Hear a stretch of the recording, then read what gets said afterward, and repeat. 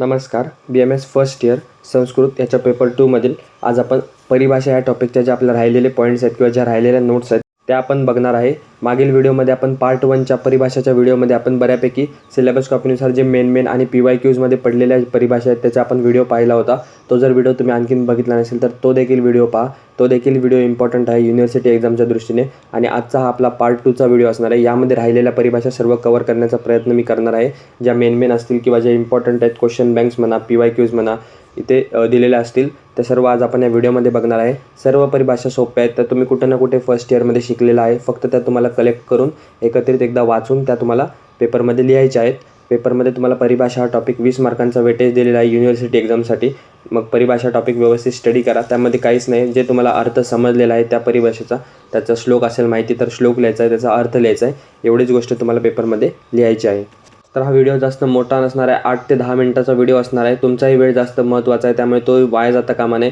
म्हणून आपण व्हिडिओ जास्त मोठा नाही घेणार आहे आणि प्रत्येक गोष्ट डिटेलमध्ये एक्सप्लेन करत नाही बसणार. ज्या परिभाषा आहे त्यामध्ये काय लिहायचं आहे तेवढं आपण बघणार आहे आणि व्हिडिओ संपवणार आहे. तर त्यासाठी व्हिडिओ सुरुवातीपासून शेवटपर्यंत नक्की पहा, तुम्हाला नक्की याचा फायदाच होईल. तर व्हिडिओला सुरुवात करूयात. तर सुरुवातीला द्रव्य जर तुम्हाला परिभाषा विचारली तर त्यामध्ये सुरुवातीला श्लोक टाकायचा. यथाश्रिता कर्मगुणा कारणम समवायी यत तद द्रव्यम.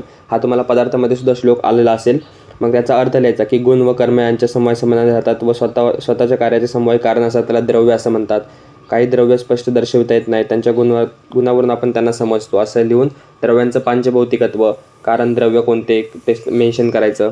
त्याच्यानंतर महाभूताचा आधिक्य असल्याने व्यपदेशस्तु भूयसः हा नियम लागू होतो. तर जे तुम्हाला द्रव्याबद्दल माहिती आहे ते थोडंफार तिथे मेन्शन करायचं. अशा पद्धतीने द्रव्याची परिभाषा लिहायची.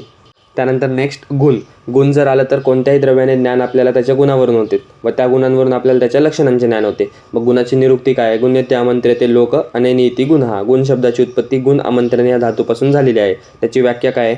समवायितून निचेष्टम कारणम गुणः. जी द्रव्यात आधेय रूपाने आश्रित राहतो, चेष्टारहित राहतो, गुणरहित आहे त्याला त्या असमवायी कारणाला गुण असं म्हणतात. मग द्रव्य आणि गुणाचं थोडाफार तुलनात्मक वर्णन दिलेलं आहे ते तुम्ही तिथे लिहू शकता. त्यानंतर आणखीन थोडं कंटेंट लिहिण्यासारखं म्हणजे गुणाचं तुम्ही वर्गीकरणाचा चार्ट काढू शकता. गुणाचं आयुर्वेदानुसार जे 41 गुण सांगितलेले आहे त्याचं वर्गीकरण व्यवस्थित लक्षात असेल तुमच्या पदार्थामध्ये जर तुम्ही व्यवस्थित केलं असेल तर ते तुम्ही तिथे मेन्शन करू शकता.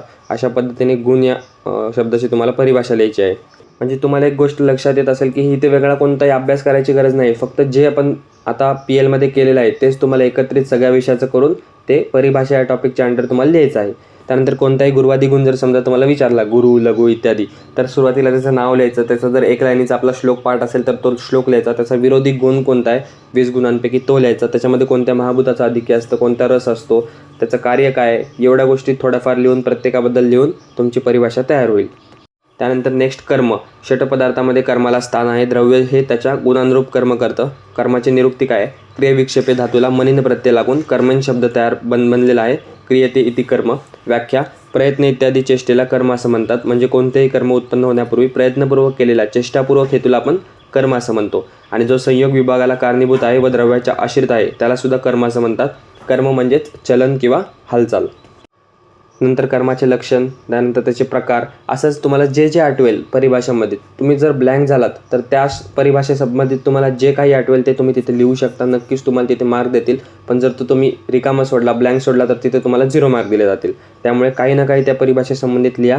नक्कीच त्याच्याशी रिलेटेड लिहिल्यावर तुम्हाला मार्क दिले जातील. त्यानंतर सामान्य विशेष सिद्धांत तुम्हाला माहिती पाहिजे. सर्वदा सर्वभावानां सामान्यम वृद्धिकारणम रासहेतु विशेषश्च प्रवृत्तिरुभयश्चु सामान्यम एकत्वकरम विशेषस्तु पृथकत्व तुल्यार्थ ही सामान्यम विशेषस्तु विपर्यय. त्याच्यानंतर त्याच्यामध्ये कोणतं काय सांगितलं ते एकदा बघून घ्या. त्याचे 6 प्रकार कोणते आहेत? द्रव्य सामान्य, गुणसामान्य, कर्मसामान्य, द्रव्य विशेष, गुणविशेष, कर्मविशेष. ते व्यवस्थित बघा आणि सामान्य विशेष आलं की तुम्हाला हे लिहायचं आहे. नेक्स्ट आहे अजीर्ण किंवा आम, अल्सक असे काही प्रश्न आले तर ते सुद्धा तुम्हाला संहितांमध्ये जे तुम्ही पाठ केलेलं आहे तेच तुम्हाला तिथे लिहायचं आहे. अजीर्ण आलं तर त्याचे 3 प्रकार कोणते? मग कफामुळे कोणतं? आमाजीर्ण, वातामुळे विषतब्जाजीर्ण, पित्तामुळे विदग्धाजीर्ण. त्याची लक्षणं, चिकित्सा कशी आहे तर आमाजीर्णामध्ये लंघन सांगितलं आहे, विषतब्जाजीर्णामध्ये स्वेदन सांगितलं आणि विदग्धाजीर्णामध्ये वमन सांगितलं आहे. अशा प्रकारे तुम्हाला जर अजीर्ण, आमचं आपण पुढे बघणारच आहे. त्याच्यानंतर अल्सक, विसूचिका जे तुम्ही संहितांमध्ये पाठ केले ते जर तुम्हाला आलं तर तेच आन्सर तिथे लिहायचं आहे. आणि शक्य होईल तिथे जिथे तुमचे पाठ असेल तिथे सर्वीकडे श्लोक जरी तुम्ही टाकले तर नक्कीच तुम्हाला त्याचा फायदा होणार आहे. विरुद्ध आहार, विरुद्धमपि आहार विद्यात विषो गरपम. विरुद्ध आहार म्हणजे काय तर आयुर्वेदातील एक वैशिष्ट्यपूर्ण संकल्पना आहे. विशिष्ट पदार्थ तयार केलेले अन्न विशिष्ट पद्धतीने तयार केलेलं अन्न हे शरीराला घातक ठरते आणि यामुळे क्वचित प्रसंगी किंवा काही वेळा मृत्यूसुद्धा येऊ शकतो. आहार सेवन करणाऱ्या व्यक्तीचे शरीराचे संघटन व तो विशिष्ट आहार यांच्यात 7 प्रकारचा विरोध असतो असे हिमाद्रीने स्पष्ट केले. मग ते 7 विरोध कोणते आहेत? संयोग, संस्कार, मात्रा, देश, काल, अवस्था, स्वभाव या सगळ्यांबद्दल थोडंफार कंटेंट लिहायचं. तुमची विरुद्ध आहारची परिभाषा तयार होते. त्यानंतर वीर्य. आता हे द्रव्य, गुण, कर्म, वीर्य, विपाक हे सगळं तुम्हाला संहितांमध्ये आलेलं आहे. द्रव्याच्या द्वारे क्रिया घडून येण्यास जो कारणीभूत असतो त्याला वीर्य असं म्हणतात. वीर्याने क्रिया केली जाते. जे वीर्य नाही ते कोणतीही क्रिया करू शकत नाही. हे जे आपण पाठ केलेत तेच तुम्हाला इथे लिहायचं. त्याची संख्या व त्याच्या उपलब्धीचे काय साधनं आहेत का ते लिहायचं. त्यानंतर नेक्स्ट विपाक. सेम तसंच की विपाकाचा श्लोक, वीर्याचा श्लोक, त्याच्यानंतर त्याचं एक्सप्लेनेशन, त्याचे कोणते 3 प्रकार आहेत? मधुर, आम्ल, लवण. मग मधुर कशाचा आहे? तर मधुर लवण रसाचा मधुर विपाक, आम्ल रसाचा आम्ल विपाक, कटू तिक्त कषाय रसाचा कटू विपाक. त्यानंतर विपाकाची क्रिया रसाप्रमाणे असते. तसेच द्रव्याचे फळसुद्धा शुभ अशुभ मिळते. ज्या प्रकारचे रस असतील त्या प्रकार विपाक होतो. तर मग ते आपण बघितलं, त्याचे एक्झाम्पल लिहायचे. नेक्स्ट आहे कृतांवर्ग. कृतांवर्गामध्ये कोण येतात? तर मंडप, पेया, विलापी, ओदन यथापूर्व क्रमाने लघु आहेत. म्हणजेच मंड हे सर्वात लघु आहे.